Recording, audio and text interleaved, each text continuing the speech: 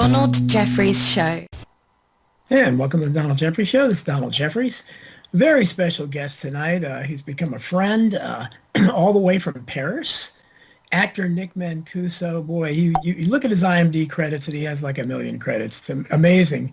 All the work he's done. You've probably seen him in all kinds of television shows and movies. And he's also, talking to him and everything. He's a writer. He's kind of a Renaissance man. He can talk intelligently about so many different subjects, and we're going to kind of go all over the place tonight as we usually do. So, Nick, welcome to the show.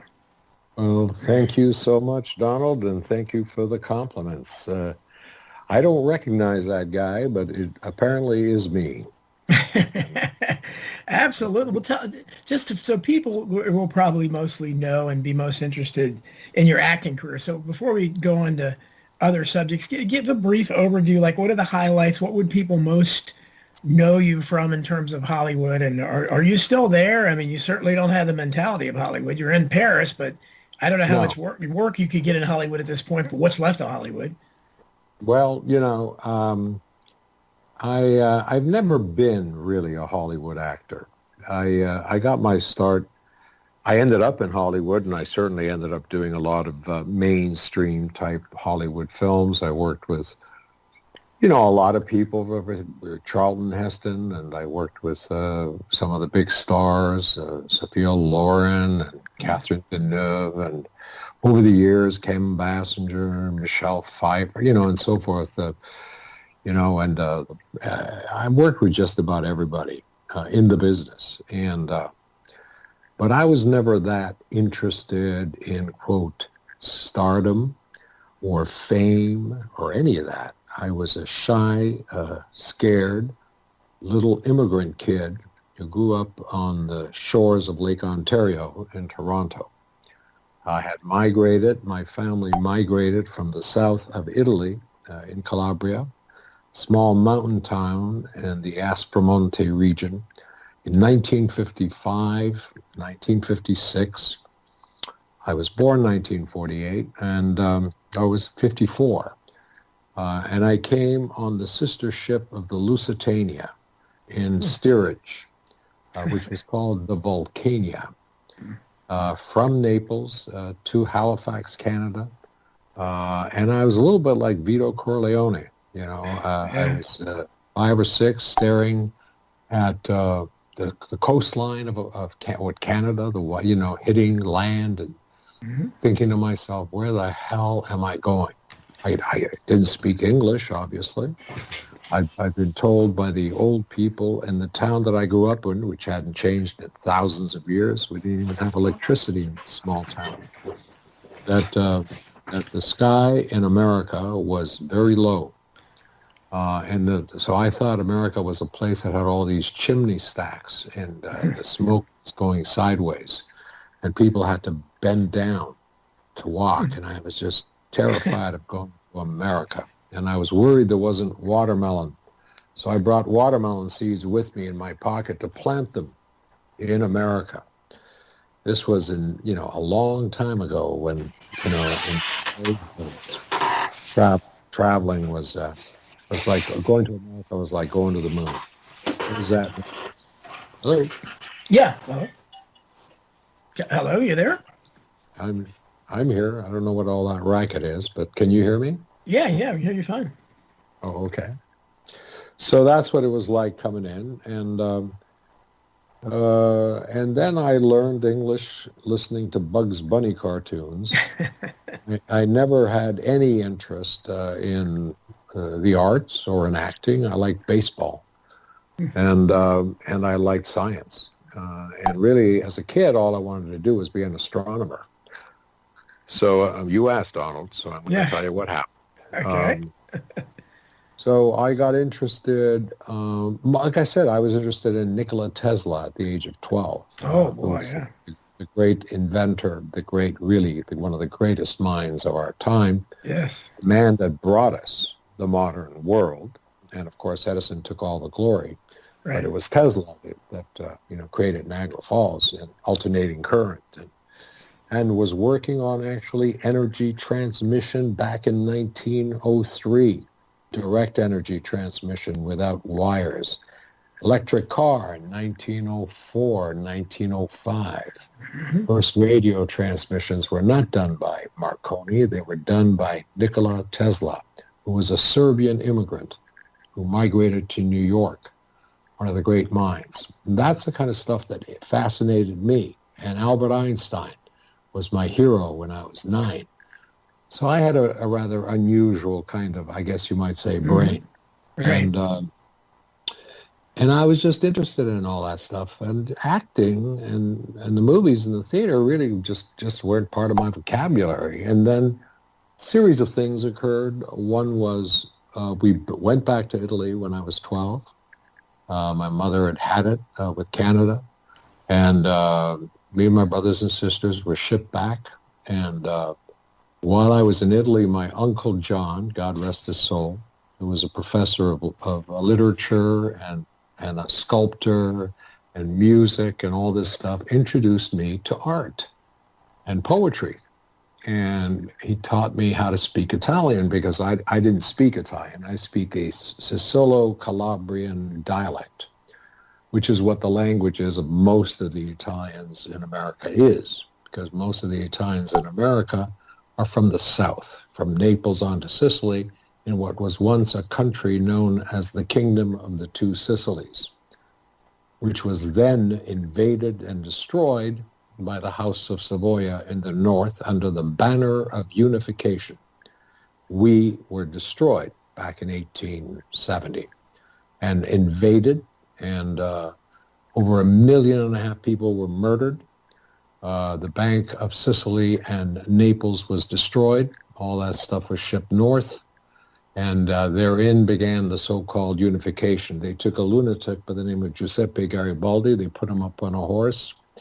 All constitutional rights were suspended for 20 years.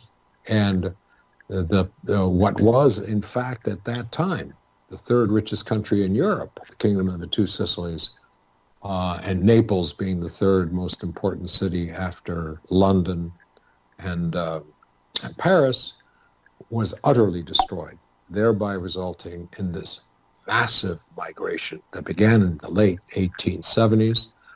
My grandfather migrated in 1905, and he was a little bit like he went to America back then, before returning back to Italy.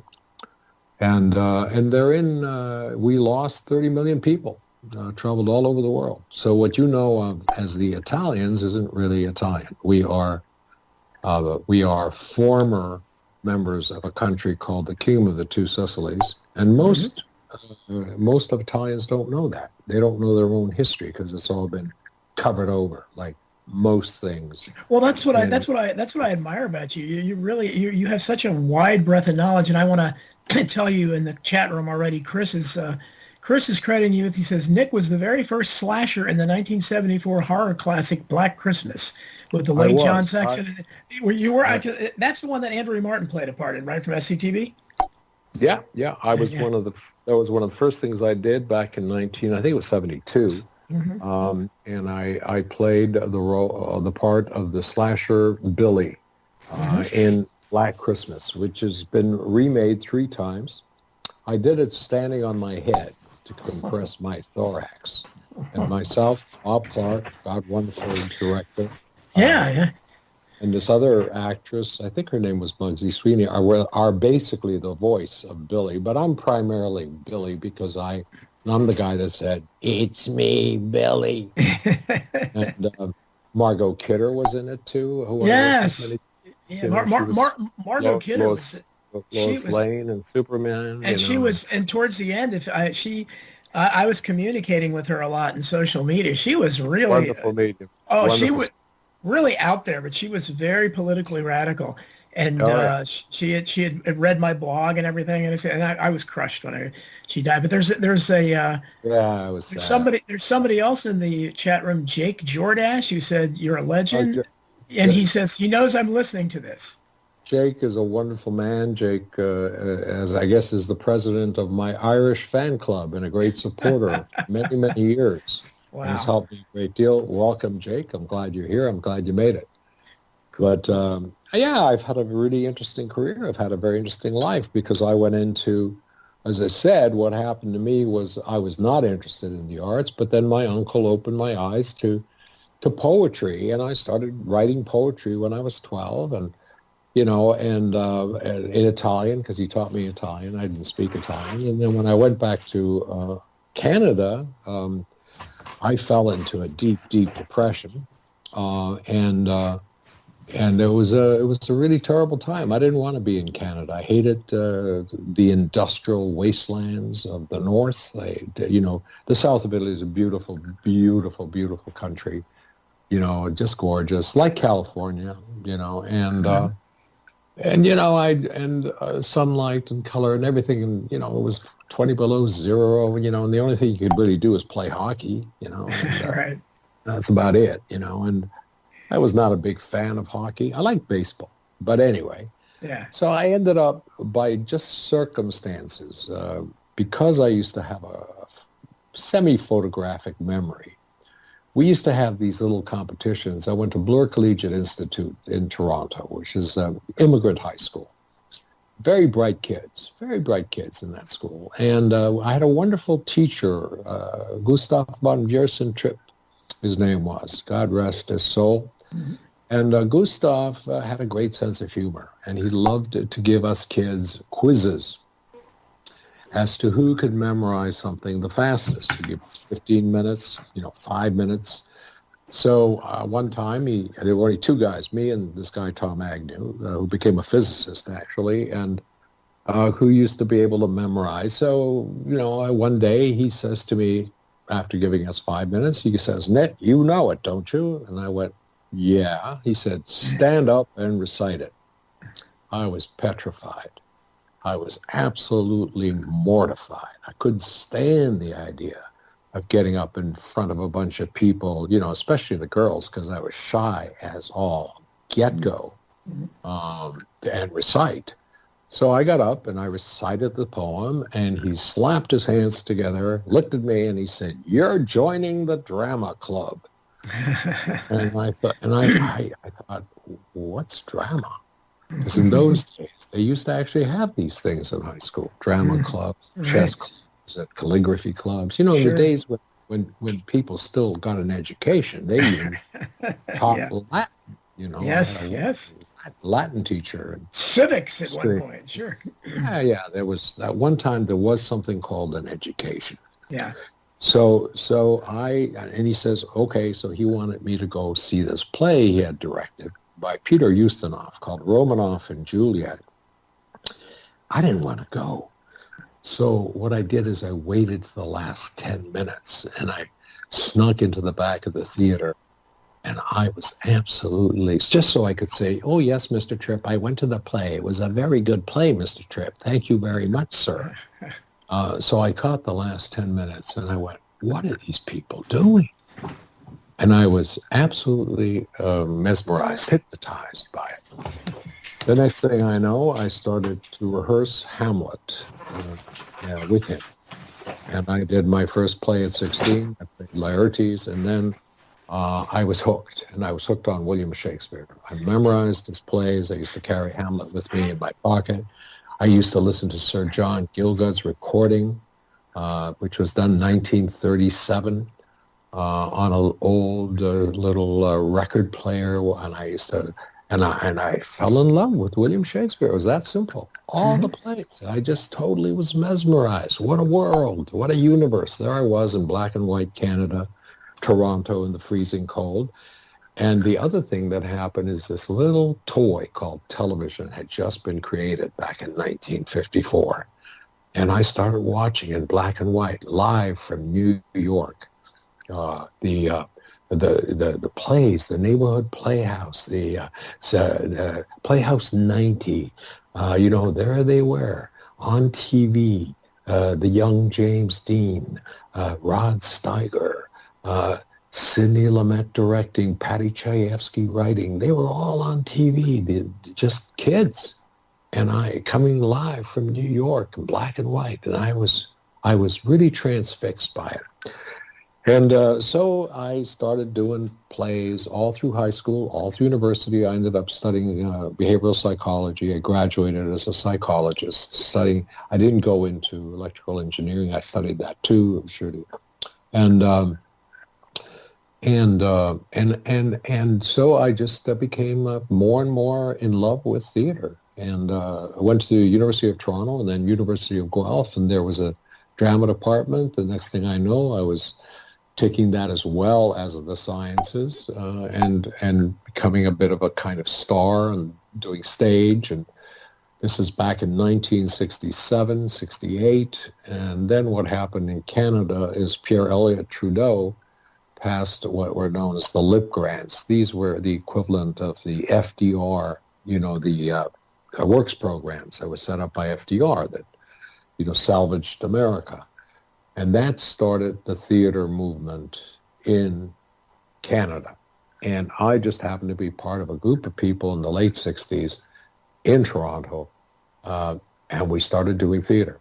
And out of that group came people like John Candy, people like Des McAnuff, who just did Jersey Boys on Broadway, Saul Rubinek, Maury Chaikin. There was just Andrea Martin, all these people, the SCTV people. That was all creative time. Well, I'm a huge fan of SCTV. We talked about that before, but you have some fans in the chat room. Yeah. Again, Chris says that he knows about your career. He says you were up for the role of Indiana Jones against Tom Selleck, and he also says you were good friends with George Kennedy, Martin Landau, and Roger Corman. I was. I met with Steven Spielberg 4 times. He auditioned me for the role of Raiders of the Lost Ark. He himself did the screen test on me. And he kept calling me back, and apparently I was at the top of the heap at that particular point. One day he invited me to his office, and there was a giant check for $80 million that had been given by George Lucas to Steven Spielberg, his cut of Star Wars. They had made an agreement in college that they would share in each other's success. And the next thing I know, Harrison Ford was starring in it, which he was perfect for the part. And I used to get invited to his place on Sundays. We do readings of different screenplays. He was a wonderful man, but I did not get the part. And of course, had I gotten that part, my entire life would have probably been over.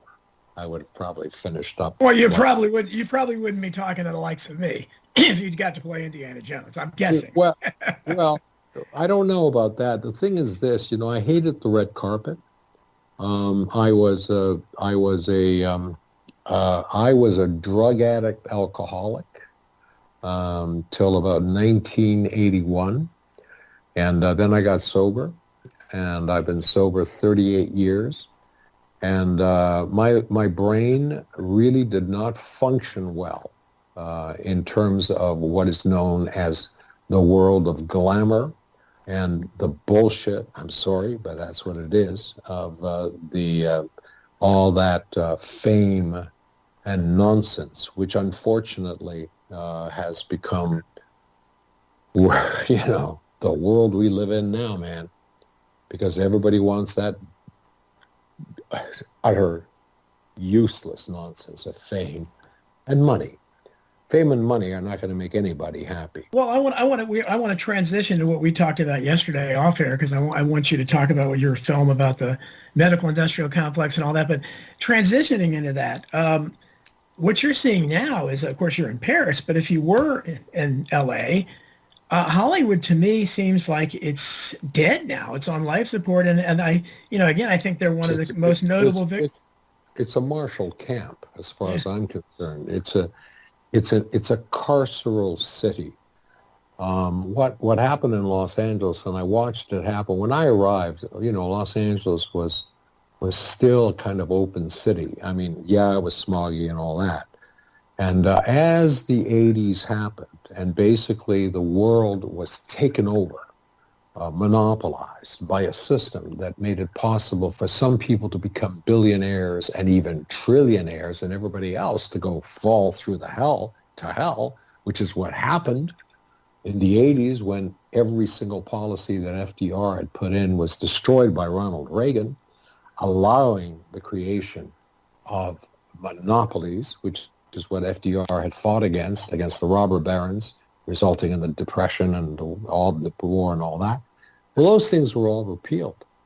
And the city, as that happened, for the first time in my life, I started seeing homeless people on the streets of Los Angeles within 6 months of Reagan's governorship, when he became governor of California. And bit by bit, all the welfare, the safety nets of society, all that stuff were all eliminated. And the money started getting sucked up into smaller and smaller pockets until now most of the money's in the hands of about 60 men that control the entire planet. It is absurd. Middle class, working class destroyed, middle class destroyed, the unions destroyed. I saw it all happen. And LA kind of constricted itself into the Hollywood Hills and Beverly Hills and, security fences and all this utter nonsense, a way of living which is ridiculous. So yes, life is great for about 2% of the population. Well, it reflects, and Hollywood reflects that, exactly. And on-board fame, my new book, which you were kind enough to write a great blurb for. I talked about it's astonishing what the average actor makes. It's very little, because there's lots of these actor makes under $5,000 a year. Yeah, I mean, geez, 98% of it. And it used to be like when I came into the business, it was really a very, for example, there was a driver that would take me to the studio, and he would work 2 hours a day, drive me there and drive me back. This guy owned 3 houses in the valley and was making $2,500 a week because the unions were very powerful. Actors would come in like myself. I think my very first job, they paid me I was the star of the biggest picture Columbia was doing that year, which was Nightwing, which was a huge flop. Well, Arthur Hiller, all Oscar-winning guys. I made $45,000. And then what would happen is you would go on a gradient. The next show you'd make 55 or 60 or 70, and bit by bit build, over a period of time. And actors were paid very fairly.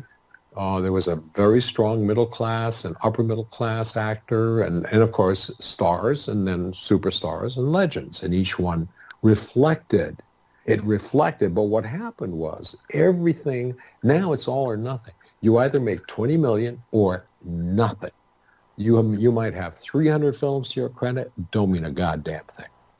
because it's all about basically eating hamburgers on the internet, and you've got 20 million subscribers, or you're doing makeup thing, or you're shaking your booty and you've got 40 million subscribers. I mean, so what's happened basically is that the actual profession or the craft of actors, right, who would get paid fair, that's all disappeared. It's all or nothing now. If the last number of years, I was before I got very, very ill, making my own little independent films, and what television I did do, about 15 years ago, and so NBC, CBS, they started paying scale, nothing. And I remember a story that was told to me where this started happening about 20 years ago when this shift started to occur. It began to manifest in the 90s. Al Pacino was doing a film, and he was getting paid, I think, $3 million or something like that, to star in it. And all the other actors were very good, fine, established character actors and so forth, suddenly are getting paid scale. Nothing. Their normal salary might have been $150,000. Instead of $150,000, they're making 10 grand, etc. So they went to Al, and Al said, hey, pay these guys what they're worth. And the producers basically said, you pay them. And Al Pacino actually did do that. I took $1 million of his own salary and spread it evenly among all the other actors to be fair about it. That's what started happening. Hollywood got taken over by unbelievably venomous sharks. It started happening about 85, 86. Everybody knows who they are. They took over and they monopolized. When CIA was created with Mike Ovitz and so forth, he basically monopolized the whole system. And he was the one that basically said to the studios, hey, you want this star? You got to pay him 10 times what he would normally get paid. The studios were held over a barrel. They had to pay, so they paid.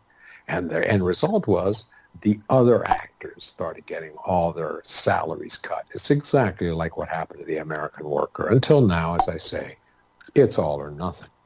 So so that's what happened. And it happened and Hollywood was the first to do that kind of stuff and turned it very rapidly into what it is now, Marvel Comics, $400 million films that will make, the occasional film will make $3 billion and save Hollywood. Well, what would Hollywood have done even before the lockdown and everything in the last couple of years? They had been running on fumes outside of the superhero films. I was astonished that that base they have of comic book people, they apparently never get tired of it. But it seems like how much of a percent of the profits in Hollywood do you think are from these superhero movies? It must be a huge percent. Oh, I think most of it, maybe 90%, 95%. Yeah. Look, 80% of films don't even recoup their money. That's the reality.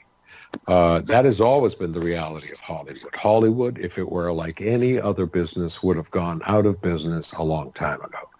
The only reason it hasn't is because occasionally there have been films that have made so much money that it's fed everybody else. And in the old days, that money was spread out to the community, to the actors, to the character actors, to the drivers, to the ADs, to the frists, and to the makeup artists and all that stuff. So it basically was able to maintain, a pretty decent way of life. All that was destroyed, And the other thing, too, that just like Nike shoes, and everything else, everything was outsourced. So it moved in the mid-'80s, Hollywood moved to Canada, where it could be done for 40% less. And they didn't have to pay the kinds of money they paid in Hollywood to the unions there. They had a whole new source of actors, some of whom were quite good. They didn't have to pay them anything. There was no star system in Canada. And so it was a collusionary thing between the Canadian government and Hollywood working together to basically destroy the rights and the ability of workers to continue. I started to campaign against all this stuff, and of course I was blacklisted for even attempting. But there were still people like Ed Asner and so forth, really solid guys in the union that were trying to, to try to reverse what is in fact an irreversible process. Because the reality is, it's like, you can't reverse it, kids. Hollywood is now owned by China, most of the money, and that's just the reality. So it's all or nothing. We're in a whole new age here. Yeah, so, absolutely. that's and it is, and you've got a lot of interest in the chat room. But one more question about Hollywood, and then I want to transition to what we talked about yesterday. What does Mr. Mancuso think of Randy Quaid and his Star Whackers theory, which I find fascinating? He's totally on the button. Yeah. What I know Randy, and I haven't seen him in years. He's totally on the button.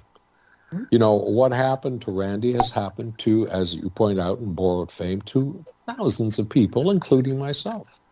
I basically was whacked by my business manager after being with him for 33 years. Mm-hmm. And he basically, did what the FBI called me was the Chicago two-step, left me with a gigantic tax debt of over $1.5 million and no way to be able to recoup. He didn't pay it and took a house from me and got away with it. I couldn't do anything about it. I was absolutely devastated. And that was about 15 years ago. I was so devastated and so shocked, and I'd given this guy power of attorney in 1978. I won't say who it is because I will continue to try to take legal action even though the statute of limitations is long gone. But what happened to me was back in, 15 years ago when this happened. I was in such shock. I was so destroyed. I started having heart attacks. And a downhill slide began in my life that basically brought me to the doors of death. 7 years ago, I was given a year to live.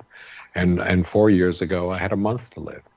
And I have reversed all that and come back to life. And the reason I have come back to life is to tell this story and tell my story, because it's important for people to understand that this what has happened to America isn't by accident. It's not by coincidence or whatever, but it is a specific kind of agenda, a very clear agenda for power and money, which has been sucked into the pockets of maybe 60 men on planet Earth, maybe 600, the whole system. How can you have a system now where, what is the national debt? 70 trillion? All they keep doing is printing money and printing money and printing money. I mean, the whole thing is like, I mean, obviously, and people are now basically, the reality is, let's look at a very simple statistic, very simple one. At the turn of the century, last century, not this one, 50% of the population had to work in farming to feed 100% of the population, 1 in 2 persons. Now, because of the advances in technology that we've had in the last 100 years, 0.02% of the population through machinery and everything else can feed in excess of 1,000% of the population. We have an extraordinary abundance going on here. All the scarcity that exists is artificially created. Absolutely. Totally artificially created. And why? Because a very small coterie of the so-called coven or the cult or whatever you want to call them, the Illuminati, give them a name of some kind. The boys basically are running the show. Democracy means zippity-doo-dah. And the whole idea of democracy is a joke. You cannot have a democratic process if the control is through money. Baron Rothschild, the founder of the Rothschild dynasty, which is $1 trillion dynasty, back in 1780, wrote, when they were starting to he said, give me control of a nation's wealth or banks, and I care not a whit which crown sits on which head. You are well read in my area, my friend. That's yeah. And Jefferson himself said, right near the end of his life, the real threat to the American Republic will not come from foreign potentates. It will come from our banks. You know very well that the creation of the Federal Reserve in 1913, which was passed December 24th, when nobody was in there to vote, giving the right for the creation of what Jefferson tried to prevent, which was a centralized banking system. Wow. That was created, and it was created by who? By J.P. Morgan, by Rockefeller, by the Bushes, by all these bankers, the Rothschilds and so forth. It's their bank. And what do? Right. They print the money, which is lent to the American government at interest. Right. At interest. And the American government has to pay it back with interest. They tax the American people. That's where the debt is. It's a joke. It's legal. It's legalized counterfeiting. Every loan that originates is created out of nothing. It's ridiculous. I mean, just imagine having that power. It's a joke. The whole thing is a joke. It is. Well, you've got so much knowledge there that There's a wonderful documentary, that there was a Hollywood producer that did a wonderful documentary called From Freedom to Fascism, Aaron Russo, who produced Trading Places and The Rose, wonderful films. At the end of his life, he did a documentary on this very issue. Mm-hmm. That's how I found out about it, which is almost 10, 15 years ago. He has unfortunately died since then. But look, you go on the internet, you can get the facts. You can get a lot of bullshit, but you can also get a lot of real information, which has nothing to do with the, quote, official story, the so-called fake news. It's all fake news now, man. It's like, so anyway, that's. I want to. There's a couple more questions for you about Hollywood. One, Bobby wants me to ask you about your Bible movies you made, and trivia. An anonymous person said that Nick has a connection with The Matrix. He made a TV series called Matrix in 1993 with Carrie Ann Moss. So you got people listening and are in the chat room that know you about your career. Yeah, very bizarre, but I did do a series called Matrix. And in it, I played an assassin who is in turn assassinated and goes to hell. In hell, he's given a second chance to redeem himself. And he comes back to the land of the living, and he uses spirits and so forth to solve and help other people. Carrie Ann Moss, just by coincidence, was in that TV series. It only lasted 13 episodes. It was for USA Network, one of the first ones they did.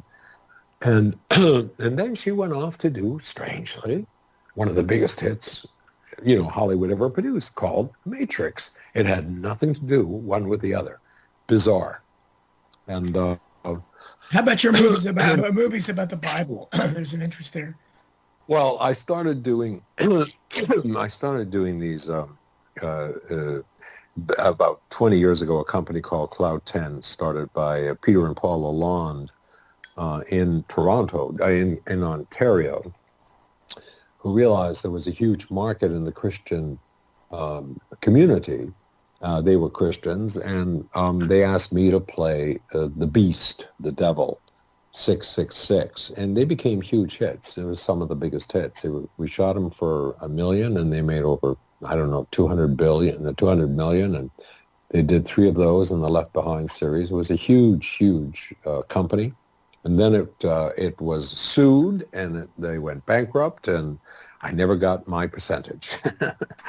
But I became known as the Beast among the Christian community all over the United States, because they sold, I don't know how many, 20 million units, or big hit. That and Black Christmas are probably the biggest hits I ever had. Really? Very strange. Yes, in terms of actual, we don't financial, other than Under Siege, because I also did the martial arts movies with Steven Seagal and what about Stingray? Wasn't that on for a year? Because you were the star of that, right? Well, Stingray is a huge cult hit. Mm-hmm. It lasted 24 episodes. Stingray was cursed from the get-go. Steve Cannell was a dear friend of mine, and I had done a pilot for him back in 1976 called Shack. And what happened was I was brought out to Hollywood. I was picked up out of Stratford, the theater. I was doing Shakespeare with Maggie Smith, Hume Cronin, Jessica Tandy, Jeremy Brett. Wow. And I had been hired by Robin Phillips to do Shakespeare. I love Shakespeare, and I was doing Merchant of Venice, Antony and Cleopatra, Midsummer Night's Dream. I was playing the young Shakespearean lovers, Lysander and Bassanio, and all those kinds of characters. And I got some extraordinary reviews from the New York Times. Eleanor Kilgallen saw me, and Walter Kerr of the New York Times, who was the biggest critic in the English-speaking language, gave me 2 paragraphs in New York Times, saying effectively that I had eliminated the curse that had been put on the role of Bassanio for well over 250 years, which alerted Eleanor Kilgallen, head of casting at Universal. She came up, and in those days, I was offered a contract to come to Hollywood, and I said, no thanks, I'm not coming to America, because I was vehemently against the war in Vietnam at that time. And I thought, no, I ain't going to America. And she said, well, dear, if you ever change your mind. Well, what happened? Suddenly, ABC, I was making $500 a week, I think. ABC suddenly offers me $10,000 to come to Hollywood and sign an option. And I thought, these Americans are crazy. So I ended up in Hollywood, and I was introduced to Stephen J. Cannell, and suddenly I'm shooting a pilot for him in 1976. And we stayed in touch in years. And so I was so stupid. I was such an idiot, and still am, because I walked into Steve's office. Steve is I used to call him the Shakespeare of television. He was a great man. He produced 30 years of TV hits in the 80s, starting with Beretta and Rockford Files and A-Team, Greatest American Hero, Baba Black Sheep, Hunter, The man was a genius, and a great man, a truly great man, and a dear friend, God rest his soul. And I was such an idiot. I walked into his office and I was pissed because I was under option. I had to do this pilot now. I wanted to go back to Canada to do Loveborg and Hedda Gabler. That was for the CBC, because I was in what they referred to as an actor. I didn't want to do some stupid television show. So I walked into Steve's office and Steve says to me, "So what'd you think of the script?" I said, "It sucks." And he looks at me. Now, this guy had already done Rockford Files. He'd already done these great shows. He looked at me and, "You're right. It does suck. Come and write." So I wrote with Steve for 2 weeks, and we improvised. And just say, what if? And it's like kids, just playing. And because that's what it is. Acting is children's games with adult rules. And Steve was a beautiful soul, a great child, spirit. So we created that pilot, and that years later, became Stingray. Stingray was based on what we had both improvised. Now, when Steve told me about Stingray, I said, absolutely not. I don't want to do a TV show. I was doing films in those days, 2 to 3 films a year.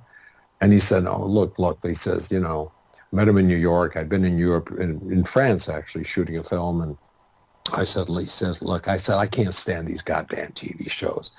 Freeze, motherfucker, freeze, gotta go, freeze." So I went, and he said, no, man, no gun, no screeching tires, no guns, no screeching tires. It's going to be characters. It's going to be characters, and I went, and it was based on things. So I decided to do it. Okay, fine, So we did it. Started shooting it, and we do the pilot, and, and I had fun doing it, and, and we're supposed to do 22 episodes, and NBC's supposed to do it. And Steve calls me up and he says, "Hey man, I got bad news, it ain't gonna happen. They tested it. It tested shitty. They do the pilot. What they used to do is they'd make a pilot, and then they would test it in preview houses. And they get audiences with little dials and they pull to the right and left, tell them, they would get a number. It was called a TVQ. So then they would pump it into 60,000 homes in the old days of the Nielsen ratings, right? They tested average. Mm-hmm. It was like, Mm-hmm. So NBC said, "Look, we don't want to do it." So Steve called me up and said, it's got to be canceled. And I said, okay. And it was a pay or play. It was supposed to pay me a huge amount of money. And and I said, "It's okay. You don't have to pay me," because I'm such an idiot. But anyway, and then a week before it opens, the reviews come out, and the reviews are glowing. USA Today, New York Times, Wall Street Journal, television at its best. And he says, "Well, let's see how it does." Well, Sunday night it airs. It takes the year. Got a 42 share. Huge.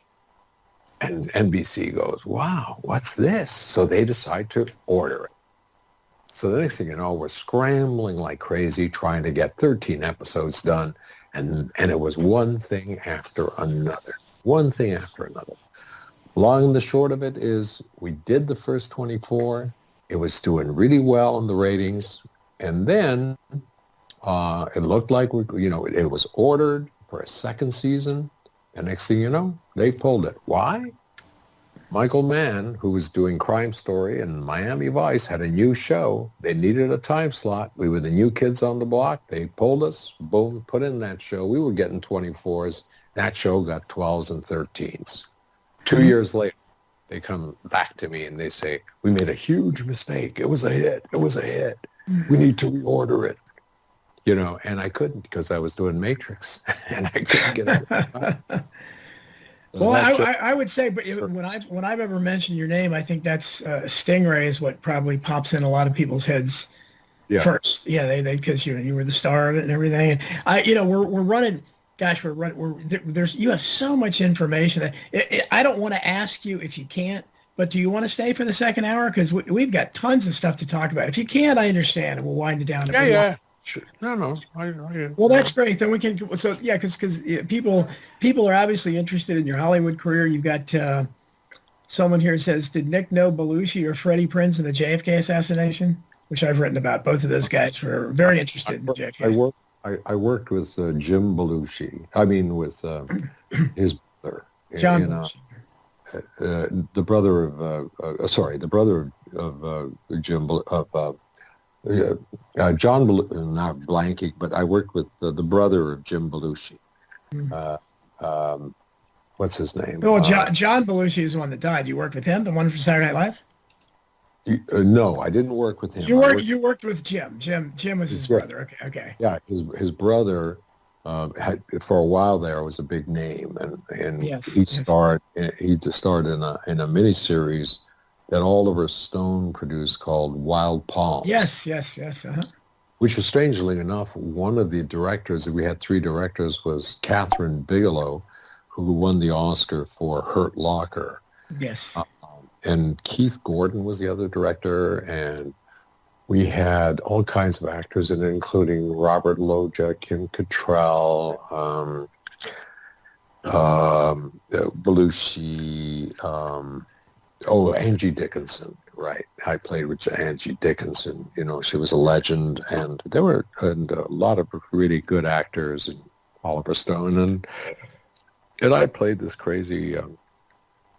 It was set in this bizarre kind of world of the future, where the city of Los Angeles had been taken over by Scientologists, and these bizarre events were occurring and strange science fiction stuff, and it was actually a really interesting project. It was really kind of fascinating, very, very Bruce Wagner, that was the writer, and based on a cartoon or something.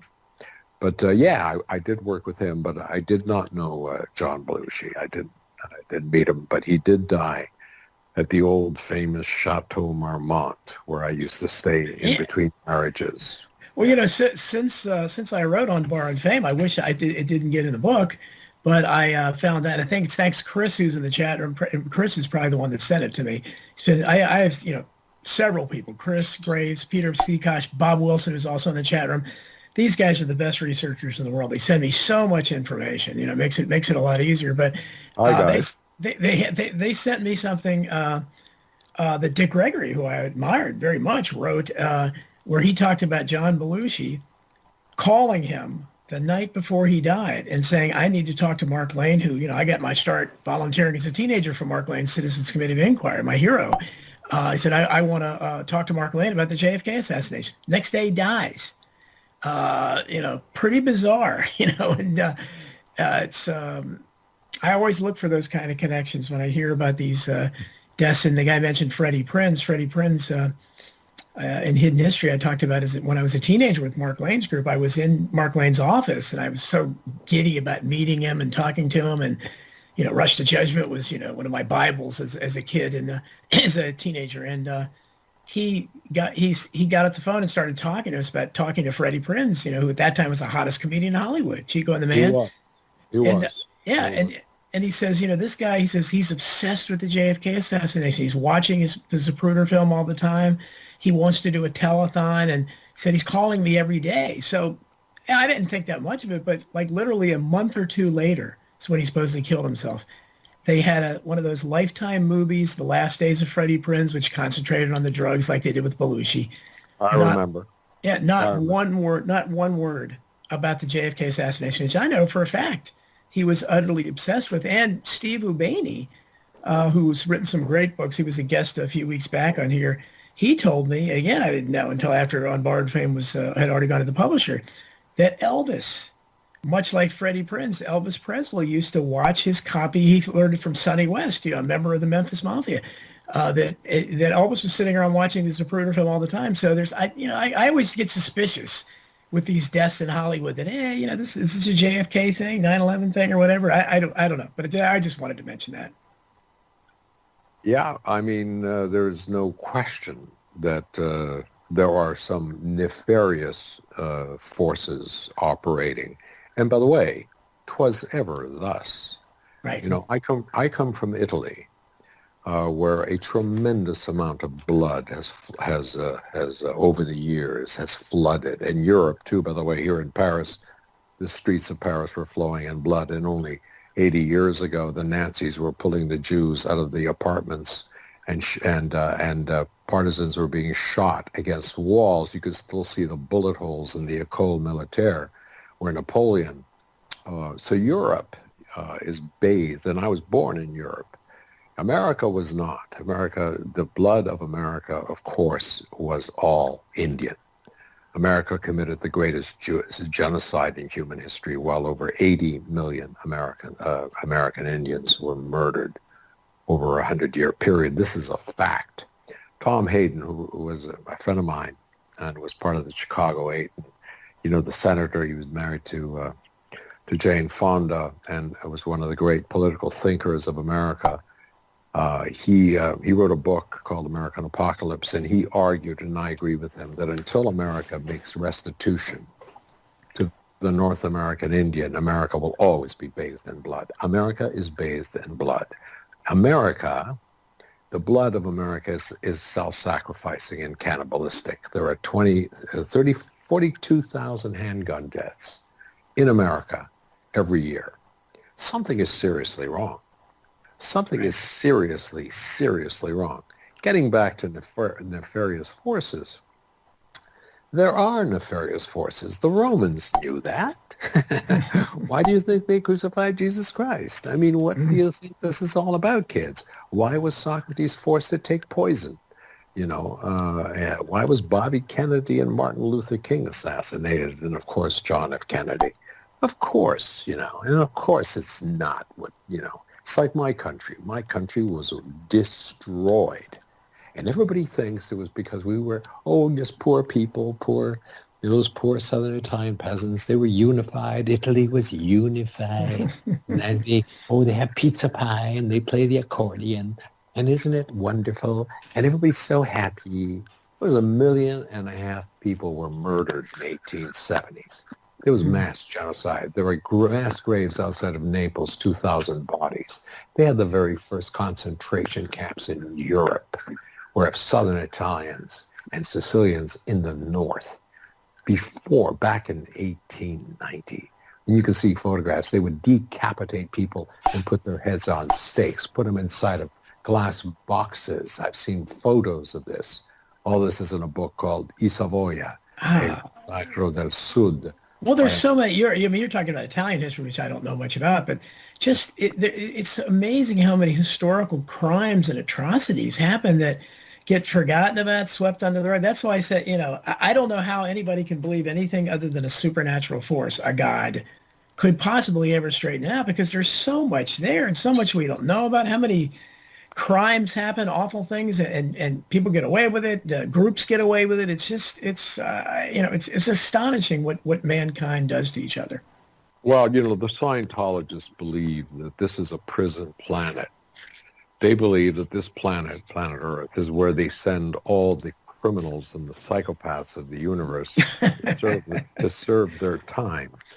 The ancient Hindus believed, of course, that there are these bodhisattvas, or these avatars that come here to help us, to awaken. Because the reality is, until we awaken to our true natures, which is got to be love and compassion and tolerance and all those things, we're screwed. So this is where we work out the karma. And ain't it dramatic? Ain't it a dramatic venue? So you want to talk theater? Look around you. It's all around us, So we're in the process. This is the great university of the cosmos. This is where everybody comes to learn. And unfortunately, pain is a signpost of spiritual growth. I mean, there's a reason why the great avatar is on a crucifix, There's a reason why these images exist. It isn't coincidence. So getting back to these stories of, assassinations and so forth, but no doubt, obviously, that, I mean, come on now. Let's use our little bit of thinking here. Buildings fall at 0.06 seconds with the speed of gravity. Sure. Excuse me, and do buildings suddenly accidentally collapse for having a little bit of fire fall on their rooftop? Come on, guys. Does Kennedy's head snap back in the Magruder film? Come on. Well, Nick, let me ask you, because you're so awake, what we call awake in my world, the conspiracy world. How, Just don't call me woke. Yeah, no, we don't want to be call me awake, but awake. No, we don't. The woke or the sleep is they are comatose, but no, we're awake. We're actually aware what's eyes wide. Eyes, exactly. But once you became awake, or you started knowing, I guess you started, you said learn about Rothschild and everything about 15 years ago or whatever it was. What did you start trying to talk to your actor friends, or your industry friends? Do you know? What's the feeling in Hollywood? Are more people actually out there understanding the extent of the corruption, and there are lots of conspiracies, and they're just afraid to talk, and there's only a few bold ones that will speak out here or there? I think, I have not really encountered too many. I think what happens is this. When you undergo a severe trauma, like I did, it starts to wake you up. Because what happens is there's a comfortable, first of all, if you're an actor in particular, you're struggling to get to the top and stay on the top, or as Sue Mengers used to say to me at ICM, the problem isn't getting to the top. The problem is staying on top. It is a highly competitive business. So most people are just wrapped up in that. I have always by nature been inquisitive, just the nature of my mind. So I try to understand things. I told you my original interest was science. I wanted to know how the universe worked. Mm-hmm. So if you use your eyes, let him that hath ears hear, and let him that hath eyes see. Simply observe. It was like Galileo Galilei looks at the pendulum, swinging, and realizes, hey, wait a minute now, this movement, it's balanced. There's something going on here. What is going on here? Newton is supposedly under an apple tree, and an apple hits him on the head. What is going on? What is this force called gravity? Oh, gee, let me look through this telescope. There's mountains on the moon. What? Oh, yes, the Earth is going around the sun, not the other way around. Oh, that's absolute nonsense, says the church. But listen, all you need to do is just look through the telescope. You can see it. Cardinal, what's his name, looks through the telescope and says to Galileo, I see nothing. Either shut up, or we're gonna pull out your eyes. They were going to actually put out his eyes. They burned Giordano Bruno at the stake. They burned Savonarella, etc. 'Twas ever thus. So it's like it's like you don't want to get too close to the truth, because if you get too close to the truth, they might take off your head.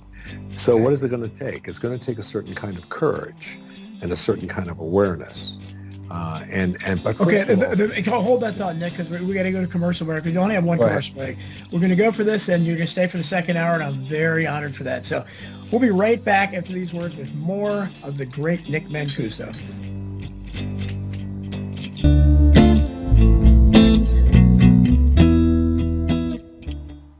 And welcome back to the Donald Jeffries Show. We're talking with the great Nick Mancuso, just one of the most incredible guys. I mean, I love talk to him to talk about so many subjects. Now we pretty much covered Hollywood. Well, first of all, I want to tell we are opening the phone lines. So if you'd like to talk to Nick or me or whatever, the number is 319-527-5016. Again, 319-527-5016. So Nick, I want to make sure we get what we talked about yesterday was fascinating. I told you about my brother and what I've been experiencing. You started talking about your own experiences with the medical industrial complex and your film. I'm really interested in the film that you're trying to make. So you want to talk about all that? That was fascinating stuff. Well, first of all, I want to extend my condolences to you about the death of your brother. Thank you. It's very, very tragic. and in my mind, avoidable.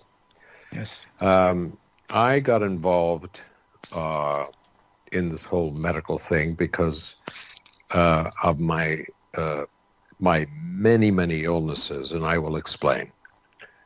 About 20 years ago, in the middle of all this financial ripoff and bankruptcy and destruction by my business manager who stole all my money and left me destitute, and the destruction of my marriage consequently, and this man utterly ripped my guts out. In the middle of all that, I started having heart attacks. Now,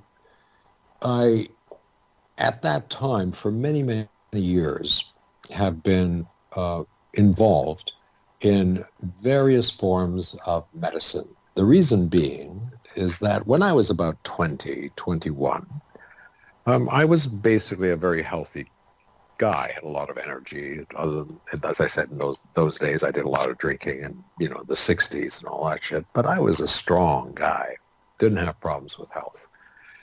I started working in a theater called Toronto Free Theater back in Toronto, back in 69 when we started these theaters. And what this theater was an abandoned factory the city of Toronto gave to us for $1 a year during the period of time when Pierre Elliott Trudeau created what were known as the LIP grants, which were similar to the works programs FDR did, and made it possible to create theaters.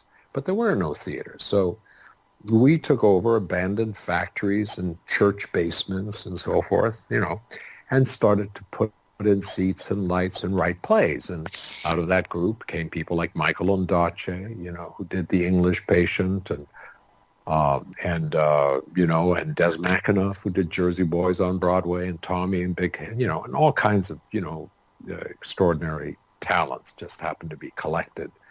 But anyway, while I was there, and in fact, during the period of time that I was doing the collected works of Billy the Kid by Michael Ondaatje, I was playing Billy. I collapsed. I got very sick. And I started having all kinds of problems. I couldn't walk. I had an arthritic thing, my stomach. I was vomiting. I had all kinds of stuff. And I started going to doctors, and they started saying, well, liver is like this and that, the kidneys are this, and the blood. I didn't understand what the hell was going on.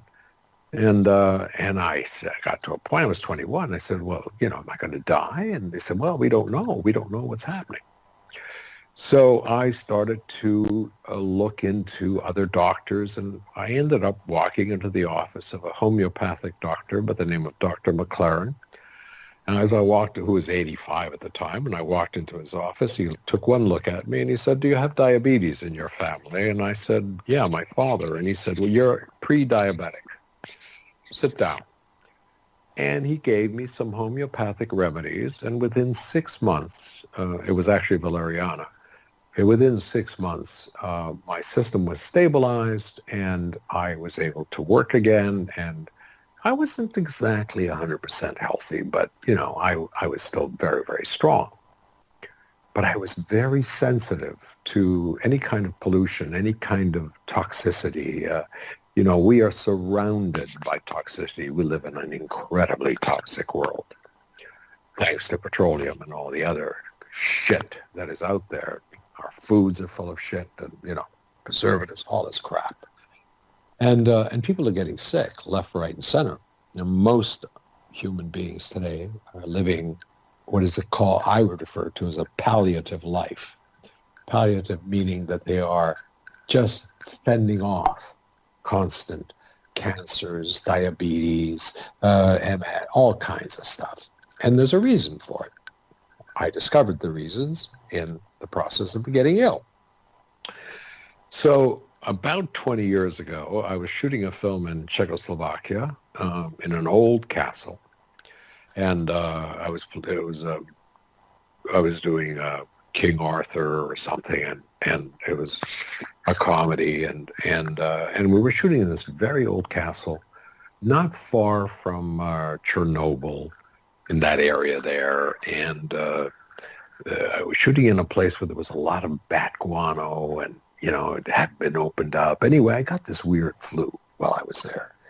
And it got worse and worse, and it wouldn't go away. And so when I went back to LA, I went to my doctor, and doctor discovered that I was 100% diabetic. Blood sugars through the roof. So I went, what the hell's going on? So it started. The diseases started. The diabetes got worse and worse and worse. And then the next thing I know, I developed Hashimoto disease. And then from Hashimoto disease, bit by bit, I started having heart attacks and circulatory problems, etc., etc. And I started going blind, and all sorts of wonderful things started to occur. I began to do a lot of research as to what the hell was going on, and I ended up in the offices of some of the finest doctors really on the planet, one of whom is Dr. Julian Whitaker in California of the Whitaker Institute. At his clinic, which unfortunately no longer exists, there was space-age technology, medical technology that came from NASA. This guy was one of the most brilliant doctors in America. And he examined my blood and discovered that I had very heavy metals in my blood, including lead, mercury, cadmium. Now, that was not a surprise. What was a surprise, however, is that he discovered that I had uranium-235 in my bloodstream. He called me to his office. He asked me if I worked in the nuclear industry. I said, no. He said, you have uranium-235 in your bloodstream. Where in God's name would you get that? Big mystery. And he gave me a protocol that I was able to eliminate most of the toxic material. I had to go and I had to sweat, well, one of which is called EDTA chelation, which are IV drips, where a certain substance is introduced into the bloodstream. It was actually developed by German scientists to deal with mustard gas poisoning. And it pulls out these heavy metals. I did many sessions. I had money at the time. Thank God I could do that. And the other was I had to do a sweat protocol. I had to sweat 5 hours a day for 64 days straight with massive doses of vitamins, including niacin, at 5,000 units. Started at 50 all the way to 5,000. Niacin, if you take it at 500, will cause your whole body to break out in like redness. It expands the capillaries. There you get very itchy on it stuff, and it causes toxins to get pulled out of your body.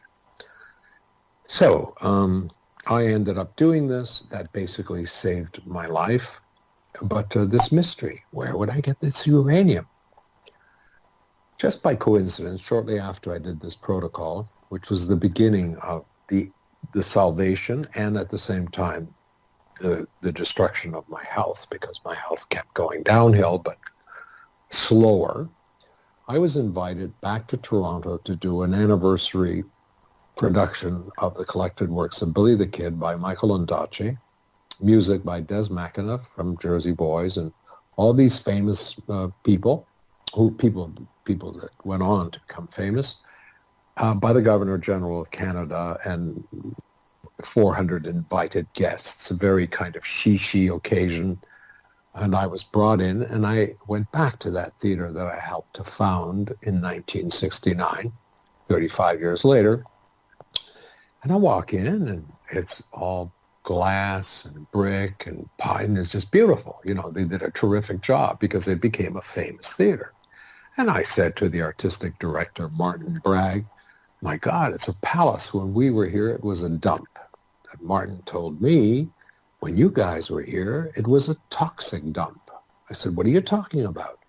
He said, well, 4 years after you left the original group, City of Toronto closed it down for almost a year, and removed barrels of PCPs, dioxins, lead, mercury that were buried in the ground, and the soil was radioactive. I went, oh, this is what happened. Another strange occurrence was that I met a Professor Van Wyck, Peter Van Wyck, who happened to be the brother of an old girlfriend of mine from university, who who's a professor actually somewhere in the States. And this man had written a book called Highway of the Atom. Highway of the Atom documents how it was that the actual bomb, the atom bomb, was not created in the United States. It was actually created in Canada. The original pitch blend from which radium is made was mined in Great Slave Lake, British Columbia, shipped across the country to Port Hope, Ontario, and secret sites in Toronto and some in Montreal, laboratories, where the radium was converted into uranium-235, then shipped down to Los Alamos. And in fact, that was the uranium that was used for Hiroshima and Nagasaki. This theater, in quotation marks, was one of those secret sites. So that was the beginning of the end of the mystery of what had happened to me. The consequence of that was that my body was severely damaged. One thing led to another: diabetes, to Hashimoto, to finally congestive heart failure, heart attacks, open heart surgery, and then autoimmune hepatitis. And as of 4 years ago, I had 1 month to live. Now, 7 years ago, I was in Toronto in hospitals, and basically my sister was told I had a year to live. And a series of very interesting things occurred. One was I kept working and I kept trying, going to doctors, and I ended up with some amazing doctors. One was Dr. Julian Whitaker, another one was a Dr. Bernard Pforzheim in Germany, a Dr. Radulescu, a Romanian biochemist in Toronto, and many, many other naturopathic healers and doctors and so forth. I started to study many forms of medicine, not just homeopathic, but Ayurvedic and of course, Chinese medicine and acupuncture and electromagnetic and so forth. And I, 4 years ago, like I said, I ended up, while I was working on this bizarre film, the last of the films, I started to produce these films. I ended up in Taiwan, where I collapsed, and ended up at the McKay Hospital with a Dr. Su, one of the top vascular surgeons in that part of the world, by coincidence. Dr. Su told me that I had about 6 hours to live. I was going into septic shock.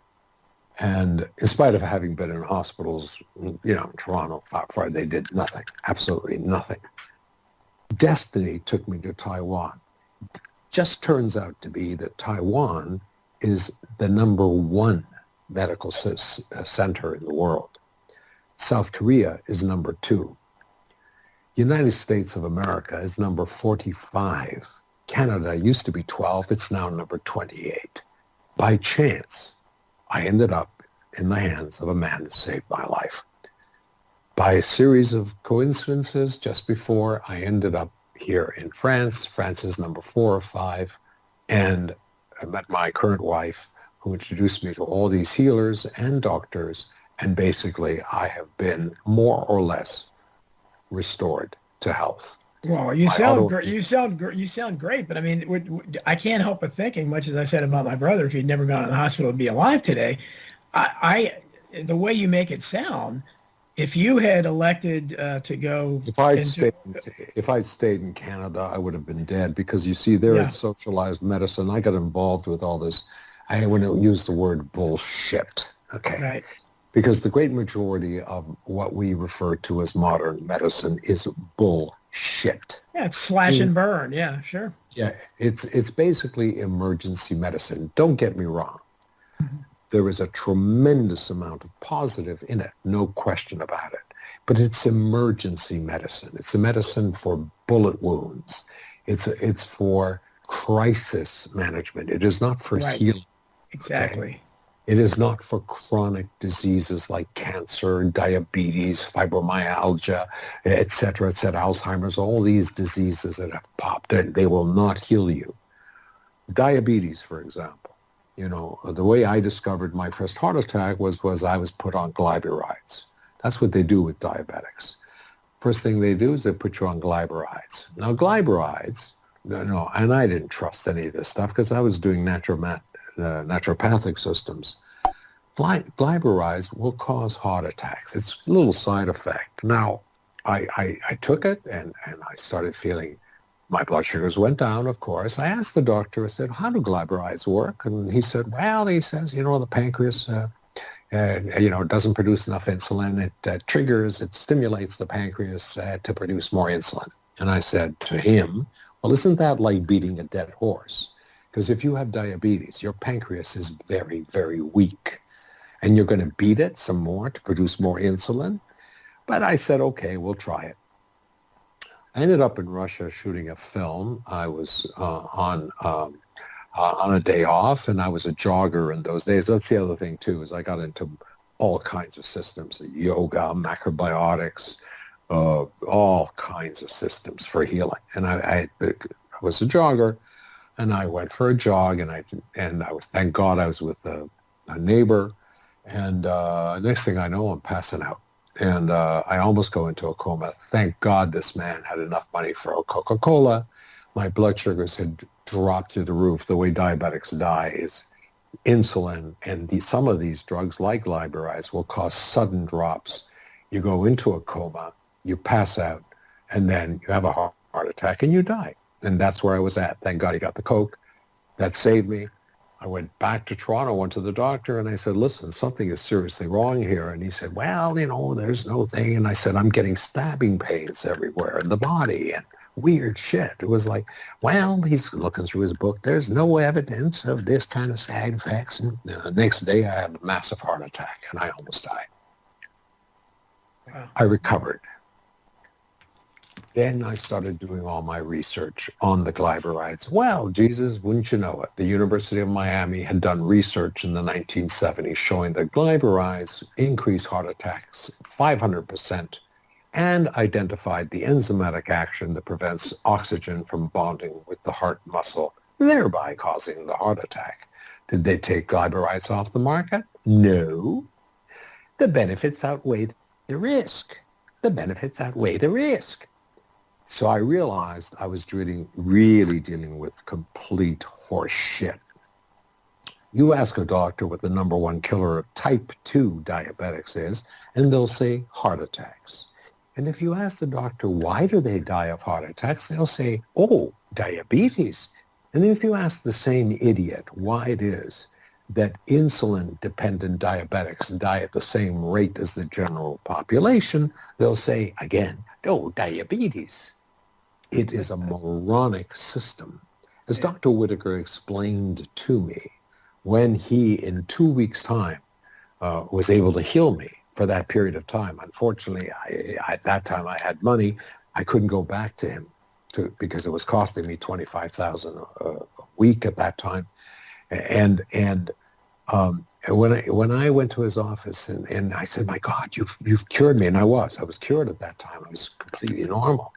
Magnesium drips, EDTA, chelation, hyperbaric. They had technology that NASA developed. Hey, what happens if an astronaut has a heart attack in space? And they figured out what to do. They had the technology. And I said, my God, Dr. Whitaker, you've got to tell the world. And he laughed and he said, don't you think I've tried? Don't you understand? He said, by the time a medical student is in first year, the pharmaceutical companies own you. Absolutely. Absolutely. Well, what do you, I personally think that obviously how is Henry Kissinger possibly alive? He's almost 100 years old. He's been obese for 40 years at least. I don't think there's ever been an obese person that old. I firmly believe, David Rockefeller lived to be 99, that there's some kind of secret technology they're not giving to the public, because if Henry Kissinger can be alive, so many people that died 40, 50 years when they were younger than that, 40, 50 years younger than him, should be alive as well. But the system is utterly corrupt, as you know. Completely. Rockefeller lived to be 100 because he'd had 9 heart transplants. And there's stem cell technology. There is all kinds of technologies that exist that the general public will never have access to. And the reason they won't is because all the bullshit, insurance scams, combined with the medical system, the whole thing's a racket, basically. It's just a racket. And what is the racket? There's no money in health, kids. There's only money in disease. The sicker you are, the more money they make. What they basically do is develop drugs that will kill you as slow as possible. Right. Usually. Sometimes they screw up. Normally, they wait till about 50,000 people are killed. Then they take the drug off the market, change the label, change a molecule or two, and return it back into the market. You know, I worked with an MP in Canada, Terrence Young. His daughter, Vanessa, was killed by a drug for acne or stomach problems. Like he thought it was like Rolaids. This damn thing killed his daughter, Vanessa.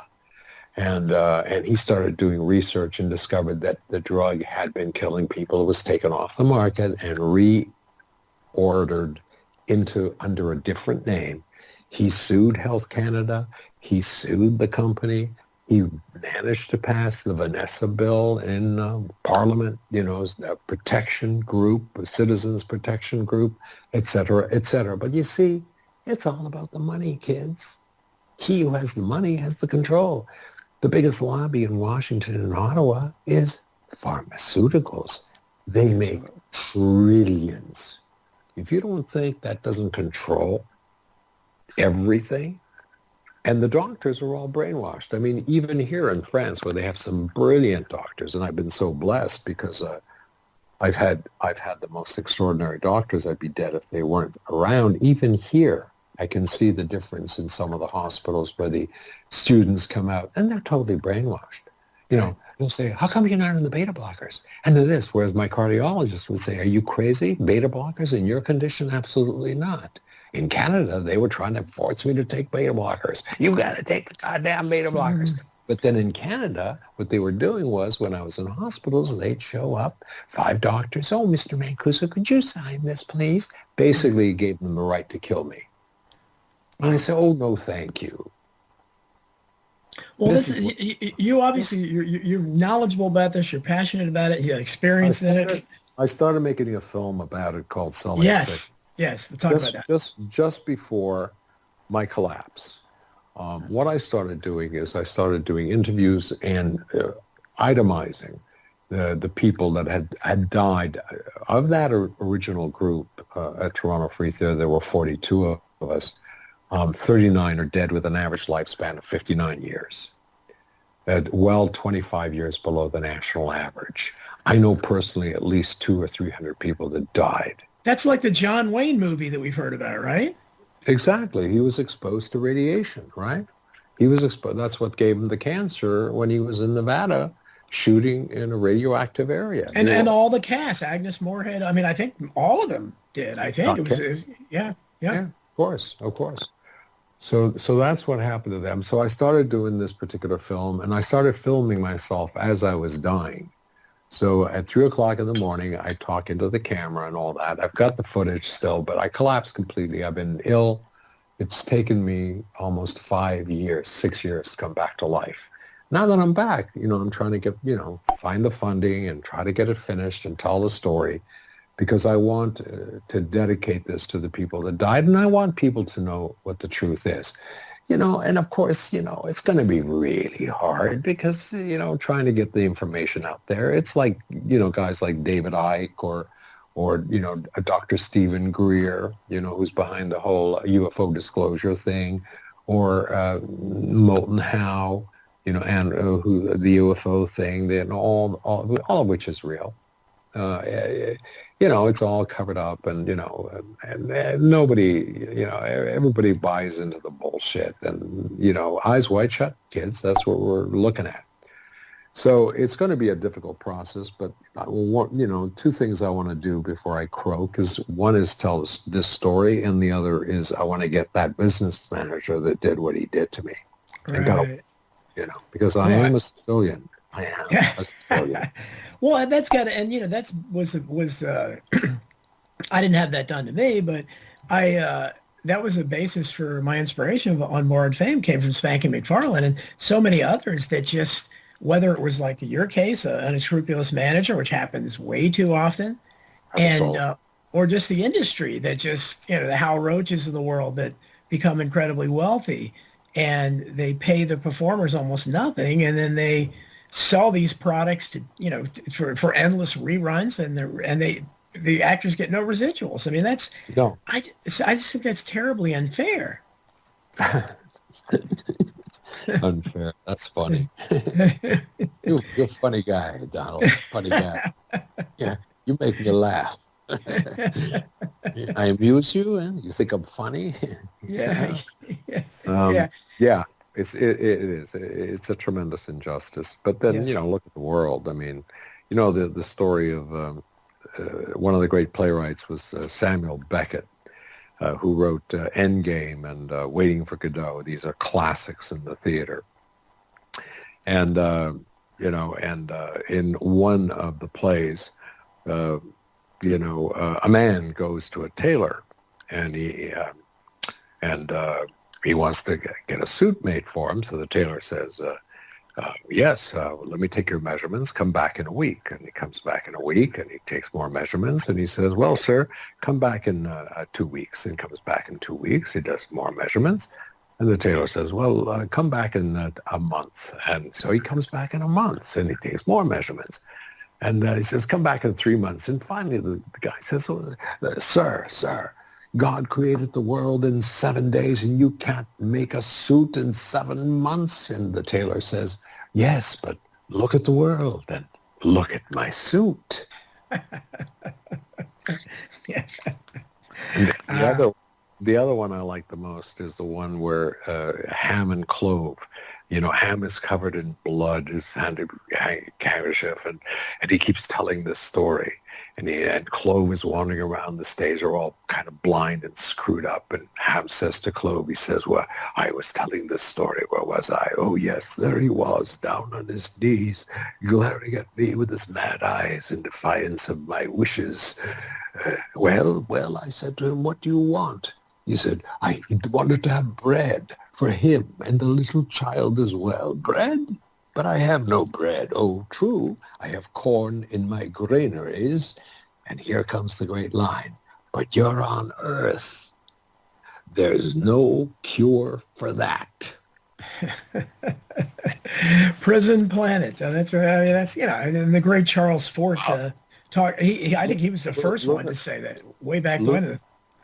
Lunatic Asylum of the Universe is what George Bernard Shaw called it. So yes, yeah. I mean, there's a lot of, and that's what that's basically Charles Fort speculated that maybe we're some kind of a zoo, we're property, we're being observed by people. Well, so. There was actually, the Anunnaki and all the ancient, there was our theories, for example, in the Sumerian tablets that apparently, we are actually that we were actually created, modulated, as we were apes that had DNA changed by these alien beings known as the Anunnaki, or the gods, as they were called, to become slaves for their, because they were apparently mining gold or something like that. And then we kind of got out of control. A little bit what Elon Musk is talking about with AI, right? The artificial intelligence thing that he says is going to be a greater threat than the nuclear bomb, because AI could actually become, for real, take control of the planet, just like Isaac Asimov's book I, Robot. Yeah. They haven't watched a bunch of old movies or read science fiction stories when they're this push for AI. I mean, it never turns out well. Apparently, they didn't see those films or read those books. They don't need to, nor do they want to, because it's part of an agenda. Why do you think they want to go back to Mars? Mars was at one time, you're going to laugh, our home. There's an asteroid belt that exists between Mars and Jupiter, a gigantic asteroid belt, billions of fragments. They believe that was a planet at one time, that it was hit by some kind of comet or another planet or something like that when worlds collide, which was a theory by a Russian scientist and so forth. Right, And Velikovsky, sure, yeah. Yeah, Velikovsky, and that destroyed Mars, that Mars actually had oceans and civilization before it was destroyed. The beings that were living there came to Earth. And in the Zimbabwe legends, the Zulus talk about the landing sites. What's weird is that in Zimbabwe, from the air, there were hundreds of thousands of these circles, a little bit like what's found in Peru, except, they're birds, hummingbirds, and it can only be seen from the air. To say nothing of the maps of Piraeus, which show Antarctica. Going back in 1520, these maps were used. It shows Antarctica under the ice, when Antarctica was only discovered 100 years ago. Mm-hmm. So something is clearly amiss.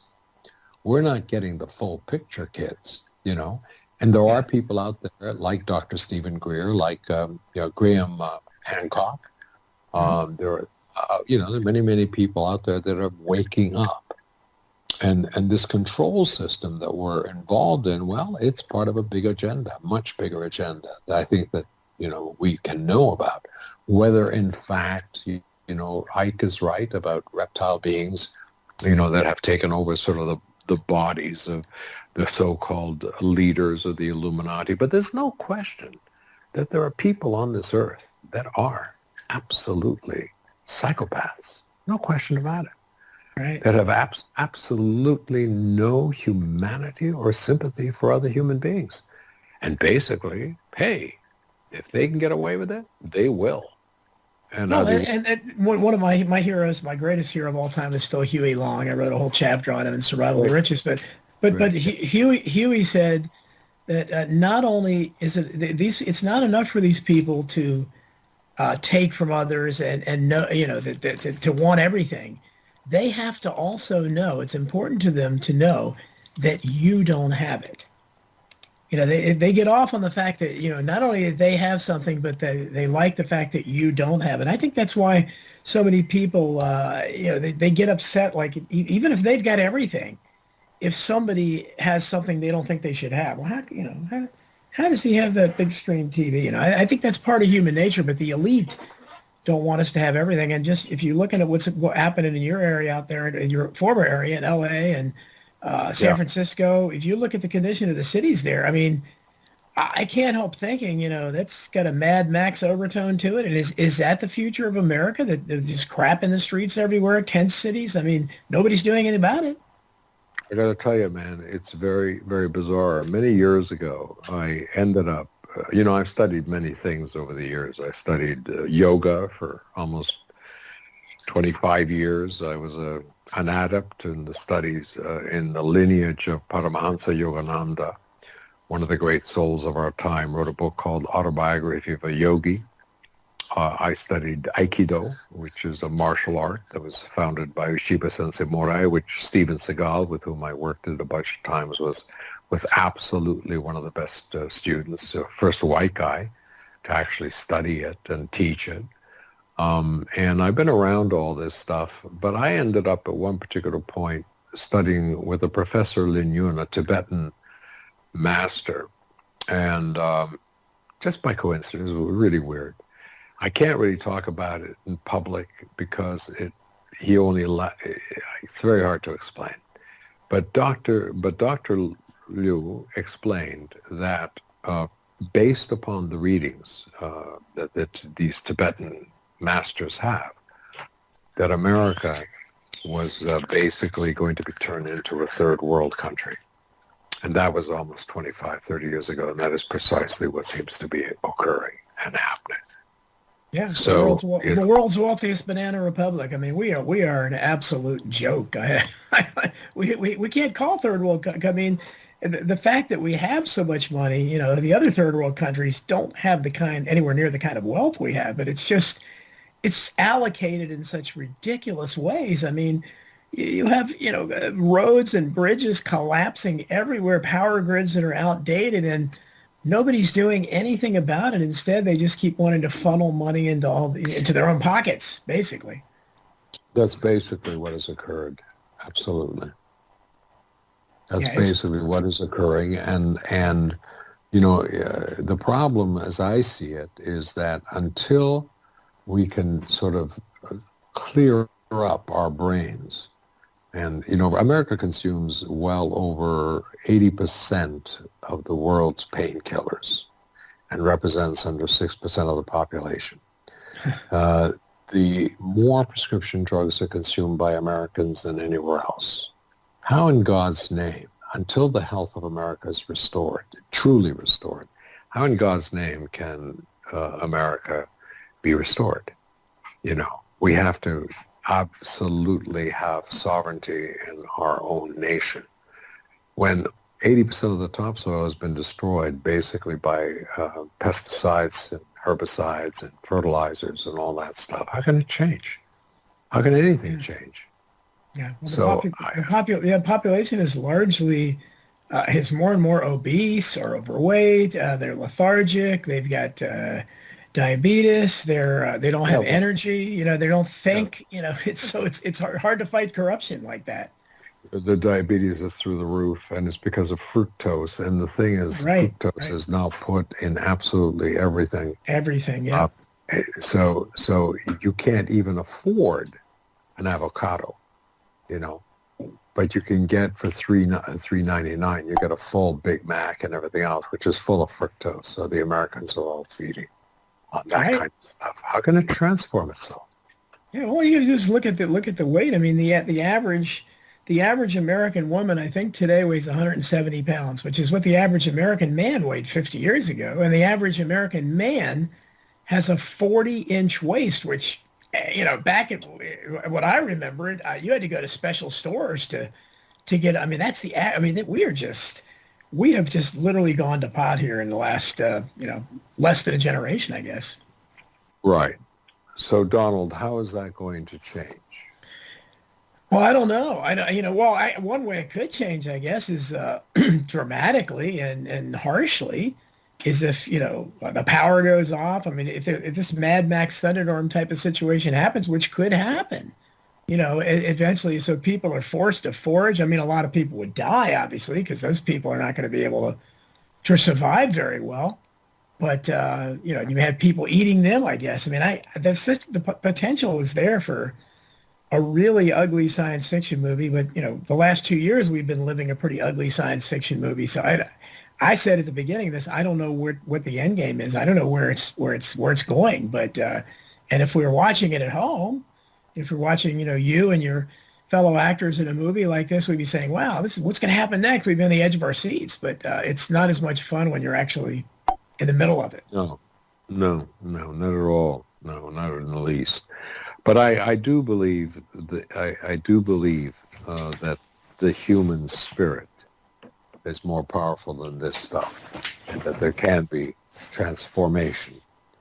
And part of it is also, I mean, obviously, the education that Americans now have, which is pretty minimal.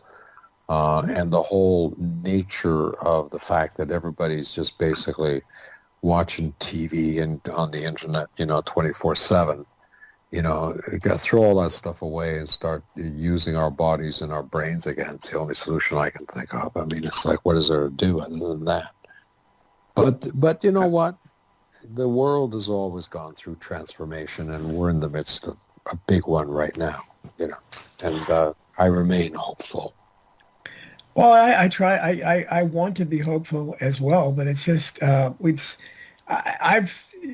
tell my conspiracy friends now when they talk about it, I don't know what the answer is to, because just looking at it, I mean, I write about corruption all the time, whether it's even in I know you do. entertainment. I mean, that's what I'm just shocked to see, when you see the school boards out here, and Loudoun County, Virginia, that's where I worked. It's my neighboring county. I'm in Fairfax County. Loudoun County was kind of the epicenter of these parent protests about what their kids were learning in school. And, you had the government calling them domestic terrorists and all this nonsense. And I was shocked to see the attitudes of these people on the school boards, that these are little tyrants themselves. I mean, you see people like Lori Lightfoot's and people that are running these cities Right. Nobody saw the before until this all brought the roaches out into the light. When you're saying these people are awful, and they're in their own little way, they're just as despotic as the people that run the national government. And it just see at all levels. I mean, maybe there's an honest dog catcher somewhere. I don't know, but the corruption at every level is so pervasive that I've said I don't know how you could get rid of that by means that we know. I think the only thing that could happen to straighten that out would be something supernatural. To me, I think you need a god basically to clean out the mess, because I don't see how you do it. It's at every level. And like I said, when you see something at the level of it, I hear from people too that write to me about their own little things that are happening, like just in their own workplaces or in their own counties, and municipal corruption. It's unbelievable. I have a woman that I know that's a friend of mine that just has had horrible things done to her. Her house was destroyed against her will just because she spoke out about a pedophile ring, and they destroyed her life. And so, there's so many stories like that. I don't know how you straighten that out. I mean, Judgment Day will be really something to behold. Is the only thing I can think of. So I don't know what the answers are. I don't, because this one thing about this pandemic that has proven to me is that I knew we were outnumbered. I didn't quite know how much we're outnumbered by, though. I mean, I think, unfortunately, until there are more people that are awake than listening to this and following orders, I don't see how we can make anything better. Well, it is systemic. It's in the DNA, you might say. But again, we're spiritual beings having an earthly experience. The great powers are from the spirit, the soul. And the rest of it is really just a joke. Fear is false evidence appearing real. The reality is, it comes from the soul and the spirit, and that they can't control no matter what they say. So basically, they're trying to keep you running and scared. But it's just a Punch and Judy show. It's just a really good one. They've got it down. They're trying to instill fear and terror, because they feed on fear and terror. That's what they actually feed on. Yep. Just like vampires, they need that fear. And they want to, and people buy into it. And they're like children. They buy into it. Look, I've been in the profession my whole life where basically I pretend to be other people, and I've done the 5 stages of the actor's career. I began like every actor, playing the ingenue, the lover.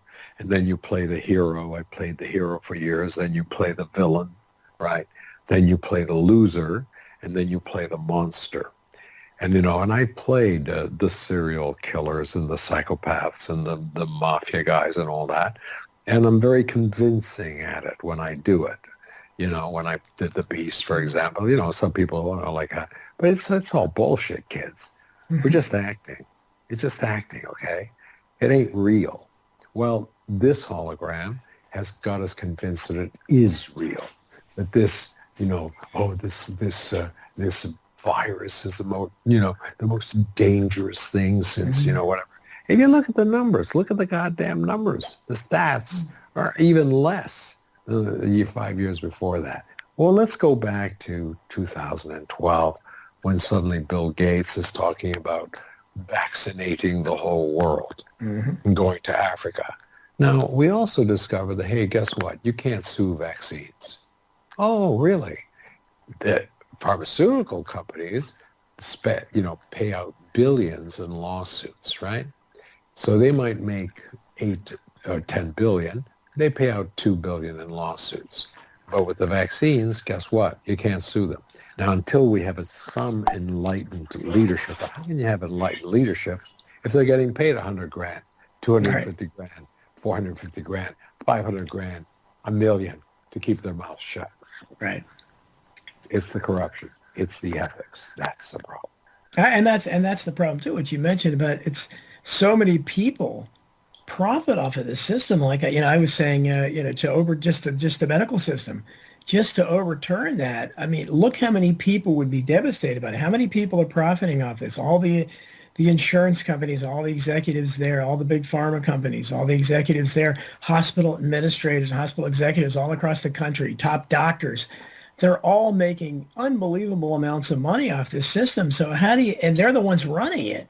So how do you possibly get them to, I mean, people don't want to give up a dime. How do you possibly get them? Well, you're going to have to sacrifice, but it's not going to happen. And that's why I said when they were talking about before Obamacare, the first thing they should have done, they should have been bringing all those people before Congress, and they should have been grilling them and questioning them. Why does this medicine cost $300 here where you can go to Cuba and get it for 5 cents? Explain that. But they didn't do that. Instead, they asked them their advice. What can we do? Well, what do you think they're going to say? They want to keep making a lot of money. So, yeah, that's the problem. Well, it's like what Christ said: the truth shall set you free, and the only thing that will set us free is the truth. Just keep telling the truth, Donald. That's all you can do, And every revolution starts with one single voice, where basically somebody says, hey, this is not fair. This is not right. This is not right.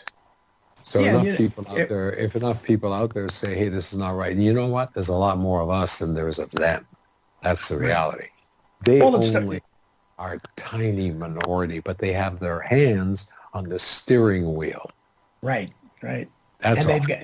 They've got, they've got so many people out there that are dull and disinterested, that are just sitting there and watching and not doing anything. And it's you can take it down to a level when you see things happening where like somebody's that's happened going back to, was it Kitty Genovese in the 60s in New York that got raped and nobody even called the police. You see that on that level where people don't want to become involved. They're not willing to help somebody in distress. So I think if you magnify that, if you're not willing to do that, then how are you not willing to fight for, because, I don't want to leave this country as bad as I think it's going to be for my children and hopefully one day grandchildren. I have a stake in it, but so many people don't see it. They just seem to, it's okay for, and I'm doing okay now, money wise. But I look at it like, wow, this is becoming a nightmare. And young people today, they don't have a chance. And I don't, the phony unemployment statistics, they don't bring any comfort to people to know how they're really calculated. But we're living in interesting times, that's for sure. We've probably got about 5 minutes left. Is there anything else you wanted to talk about or mention? Because you've got so many areas of interest and expertise. Whatever you want to talk about. Well, what I think is going to occur. I really do buy into the scenario. I don't know if you guys listen to Dark Journalist, but I think he's a brilliant guy, and other people that have been talking that the next stage of this little dance after the vaccine dance is over there'll be some stories about war, but basically it's going to be alien invasion. And out of the blue, we're going Project Bluebeam. Yeah. We're going to be attacked by aliens, and they have technology to do all that kind of nonsense. Yes.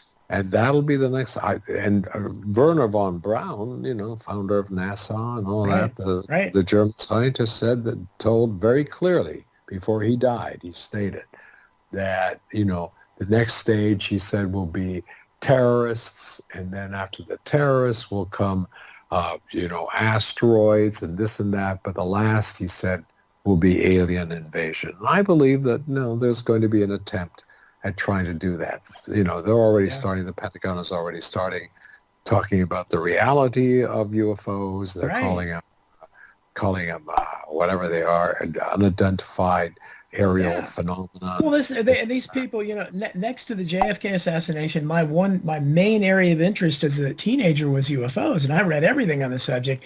And you've got there's some evidence that Marilyn Monroe was killed because apparently she was going to expose the UFO thing, that John Kennedy knew about it, Nixon knew about it, Ronald Reagan knew about it. Only certain people were informed. The whole Star Wars thing. Well, I had Laura Eisenhower on my show, Eisenhower's granddaughter, and she claims that, that Ike knew all about it and that, had seen all the aliens from Roswell. I mean, there's obviously something there, but what really gets my attention is how now the same people, I mean, 60 Minutes had a show keeping UFO series. Tucker Carlson's had tons of stories on this. These videos have been out there for 50 years. I mean, these are not new things. The evidence is overwhelming that something was there, some phenomenon, but they ridiculed those people. They treated them, they dismissed it like people that say JFK was killed by a conspiracy. Why suddenly are they taking this seriously and acting like they didn't do that? Because they're now, and that's why I agree with you. I think, this Project Bluebeam that they're talking about, the fake alien invasion, something's happening, and I don't know how they're going to produce it, but as the old Twilight Zone episode says, don't go on the ship. I'm not going on the ship.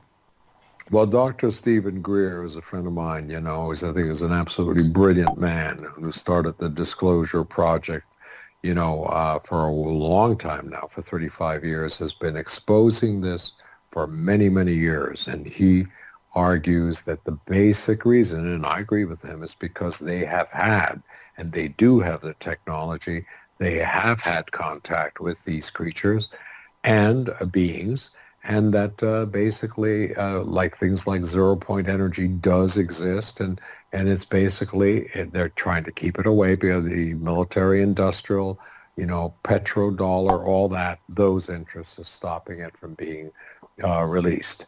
But they will eventually have to, and eventually the truth will come out. And he argues that we can, forget about the government, connect directly, and also that perhaps some of these beings are actually going to try to help us. So, yes, it's going to be a spiritual, it's spiritual warfare is what it is. That's what we're involved in. And we just have to keep battling, and try to do the best we can. That's all we can do. But I gather nobody called to ask any questions. So, hello. Don might be muted there. Don, you got your... Sorry about that. I was muting because you guys said you heard my chair rolling. Sorry about that. Yeah. No calls. I'm sorry, Chuck. Chuck. Nick. But sorry about that. We're almost out of time. I want to make sure, and I'm sorry if I was muted. Please give out any links or anything. And tell anything you want to promote. Go ahead and do it in the time we have left. Well, like I said, I'm working on a bunch of projects, and hopefully I can manifest one or two of them. I'm not going to talk about them, but they are in the process of being developed. But one of the things I do want to do, of course, is the Selling Sickness. But there's a bunch of stuff that I'm getting now that I'm getting back on my feet. I'm starting to audition again. I'm starting to, because it's not over till the fat lady sings, and she ain't sung yet. So I'm going to keep going. Well, that's good. You have lots of fans out there, and I'm a big fan of yours, and I'm honored to know you, and I appreciate you coming on the show, and it's always great to talk with you because you really are a Renaissance man. You know so much about so many things, and you're like a walking encyclopedia. So it's and you can do it all kind of in a theatrical way because you're an actor. So it's you're just a really interesting guy, and I'm really pleased and happy for you on the show. So please, we got to keep in touch, and we'll talk about the project you were talking about, and I wish you the best of luck, and take care of yourself, and I'm waiting for my music. It should be coming up here, but we'll talk again soon. And the Russian friend that's the one that hooked me up with you, is he okay? I haven't heard from him for a long time. Alexander is doing well. And, okay, great. Thank you, Donald, and it's been a real pleasure. And let us continue in this pursuit towards finding the truth. It's the only worthwhile pursuit. And you know what? The truth will set us free. So absolutely. I ain't worried. And I ain't fearing any man. So. That's great. That's the way to Nick Mancuso, thanks so much for being with us. Thank you, everyone, for listening to The Donald Jeffries Show. Take care, Donald. Take care. Thank you.